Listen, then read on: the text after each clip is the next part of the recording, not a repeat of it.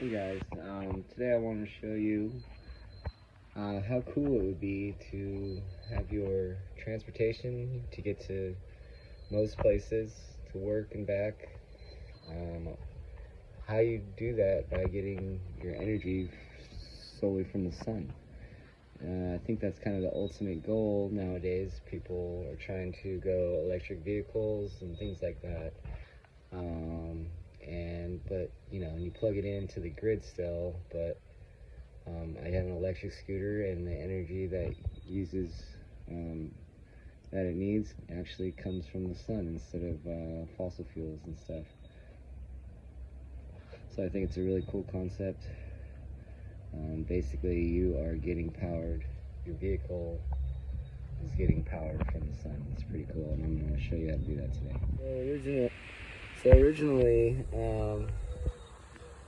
I use this system to power my refrigerator, so I have a bit of an oversized system. You guys, you won't need as much as I do. I have 5 100-watt panels up there, 12 volt, all connected in parallel, so it's a 12 volt system, and each one of those panels is about 5.5 amps, so it equals out to like 25-30 amps at 12 volts, which is about 500 watts. So yeah, I built a frame for it, so it's actually on hinges, so I can adjust the angle up and down. For summertime, you want it more flat. Wintertime, you want it at a greater pitch angle. So that's what those hinges do. Once or twice a year, I'll get up there and adjust it. I'm not going to go into the wiring too much, but I think you all know positive, negative. You hook each panel up, positive to negative, negative to positive. That's in series. That will add up voltage. If you want to have the panels add up in amperage, you put them positive to positive, negative to negative, and the voltage will remain the same, but the amps will all add up. So there you go. So there's my panels. I have 2 wires coming out of there. I'll show you where they go. All right, so there's 2 wires coming out of the panels, the array on top of the roof. They come in here to the house. This is the positive and the negative. They go into the charge controller. Positive, negative. These are 10 gauge wires. So this charge controller is a maximum power point tracking, so I have 10 gauge here for amps, and then 8 gauge right here, these two, because what the maximum power point tracker does is it takes the extra voltage and it changes it into amps, so it gives you the maximum amount of power you can. So basically there's more amps coming out of it than there is coming in, so that's why I went with a thicker wire coming out of it.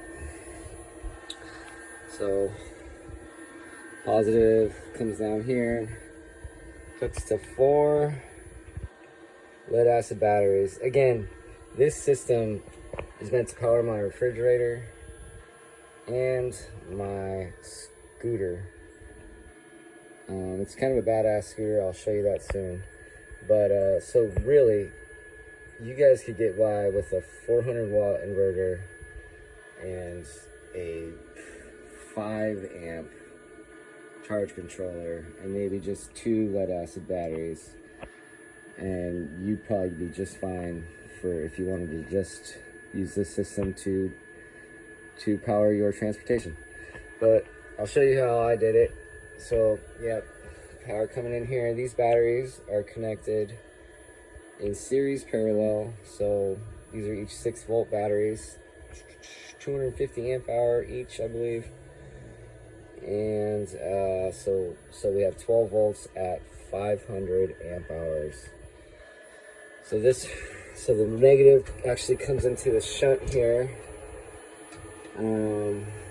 What the shunt does is it allows me to put this battery level indicator thing. It's pretty sweet. It's not 100% accurate, but it works okay. It tells me how much battery life I have left.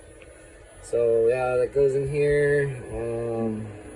Negative from the inverter comes into the shunt here. It comes in. So it's just a way to measure what's going in and out of the system.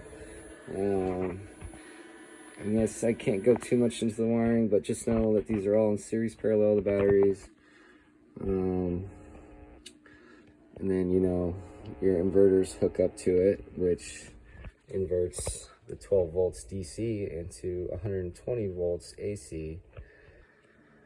So, and then here's how it basically, this side inverter has some outlets, and I actually just have a long extension cord that goes out to my shed to where my scooter is. So that's how my scooter gets powered. But my refrigerator, if you wanted to know, it actually gets hardwired in. You can see that Romex coming in to the hardwired place. Goes into this outlet. This one here actually goes into my panel here. I'm not going to open all that up, you can't tell, but inside the panel, it goes to the circuit where the refrigerator runs. And I know that it's not going to overload the system on that circuit because I think that a fridge is about the only thing on that circuit. So it won't drain my battery super fast, or because, you know, no high loads that are connected to it besides the refrigerator in my case. So that's how I did that. Yeah, so if you all just kind of want to know how all that works, let me know. Yeah, and another thing I wanted to mention, so this wire right here, this one, so this one goes from the inverter to the, and this over here has the fridge circuit hooked up to it in the house.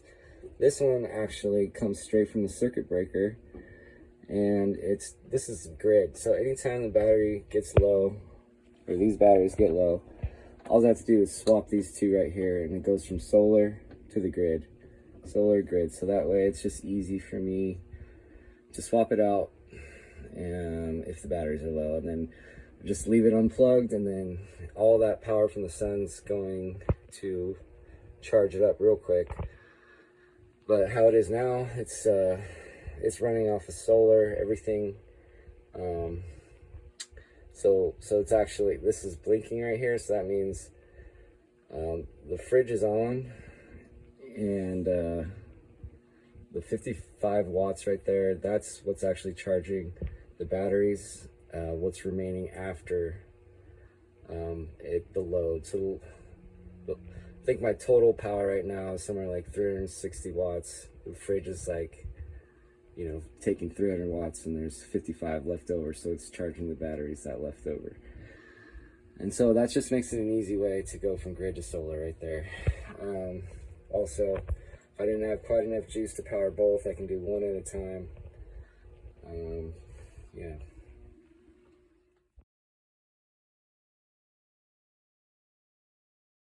So that green extension cord actually comes out here, it's buried, comes into my shed here. And here is my electric scooter right here. So it's a 48 volt, 2000 watt lithium ion scooter. It goes about 32 miles an hour. It runs for about 20 miles. So it does the job if you want to kind of stick to 25 mile per hour zones.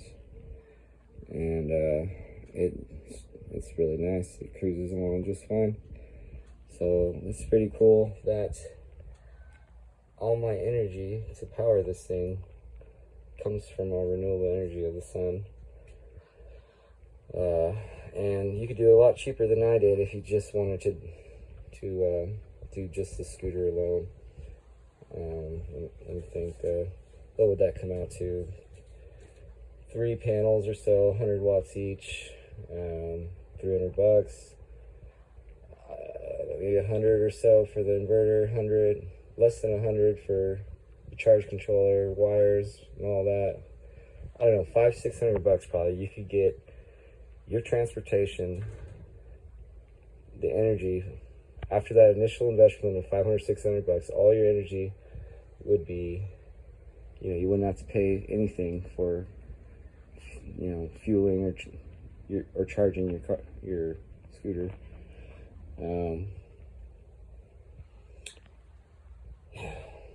So,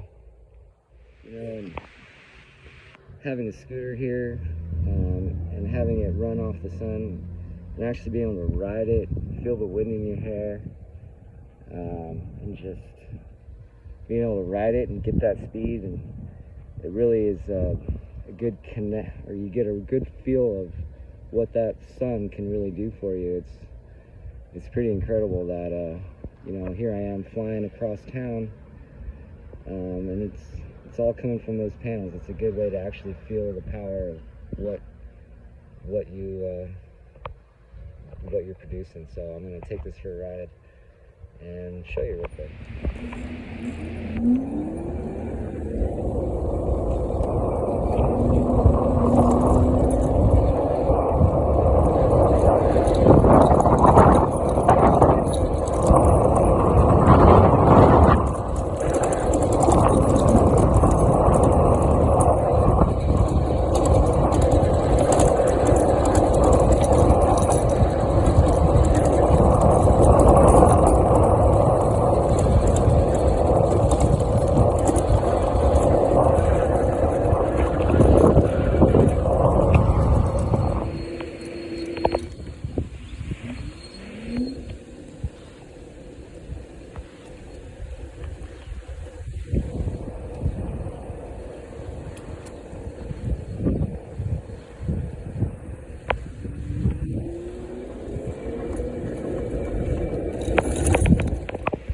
I also want to say it's possible too that you could, instead of going from solar panel to charge controller to battery bank to inverter, instead of doing that, it is possible that you could do two 24-volt panels in series to make 48 volt from the solar panels, go into a charge controller, and that charge controller goes straight to your lithium-ion battery in your scooter. If that were possible, it would save you a lot of money. You wouldn't have to buy batteries or an inverter. Plus, there'd be no efficiency loss in the inverter. There'd be no loss at all. All that power goes straight to your battery in the scooter. But I wouldn't trust that. I don't know about that. Yeah, I don't know. The only other thing too is that with having lead acid or batteries for storing the scooter, that way you could charge the thing at night if you wanted to. If you just had your panels going straight to your scooter or charge controller to scooter, you would only be able to charge it during the day. It'd probably be kind of inconvenient, but it's possible, and it'd be a cheaper way to go. And then again, it's just a theory I had. I'm not 100% sure it would work or not, and it sounds a little risky, but it's just an idea. So I also want to mention that the solar panels, they give you a backup power, which is huge for a lot of people. So not only can you provide energy for your fridge and your scooter or your transportation, but you can also have a backup plan in case the grid goes out, which is kind of priceless in my opinion. Just so you know, with the fridge, what I did, I have some big ice packs I keep in the freezer, and I put them in the refrigerator, and I have another set in the freezer, and I rotate those in and out so it keeps my refrigerator cooler to hopefully draw less energy.